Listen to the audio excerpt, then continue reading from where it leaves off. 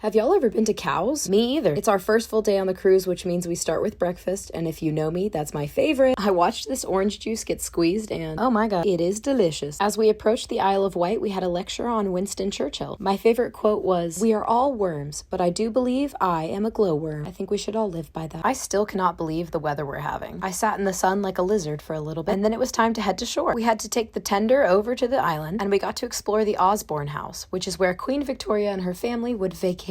Tell me she doesn't look like Paddington Bear. Also, I learned that our tour guide has a converted fire engine, which made me feel very at home. We couldn't take video inside, but here's where Queen Victoria died, the nursery, and the most ornate room I've ever seen, inspired by her love of India. The grounds were, of course, beautiful, and we had the perfect day, so I sprinted down to their private beach to check it out. I learned about bathing machines. Please look them up. I found them hilarious, but also kind of ingenious. And we learned about all the elaborate gifts that Albert and Victoria would give each other for their birthdays. Also, I was the last person on the bus and everybody clapped. It was embarrassing. I wasn't late, just close to it. Mama went back to the ship to rest for a little bit, and I joined a small group on a walking tour around the town. Bye, Grandma. It was super cool to see everything, and we learned that the tide rises so far that it floods a bunch of the streets and the businesses. It was super dog friendly, 10 out of 10. It was time to catch our ride back, and y'all, I'm always surprised, but anyways, they had drinks waiting for us at the dock, so you know I got a rum punch. Cowes is also the yachting capital of the UK, so there are boats everywhere. Mama and I had a little date for dinner. She had frog legs, I had French onion soup, we gabbed, and I got to learn a lot about her best friend. Fun fact, also named Francis Edwards. Is that not wild? Also, not sure I've ever actually eaten a passion fruit. I'll have more stories, but Grandma's tired, so you'll have to hear me say, good night, sweet dreams.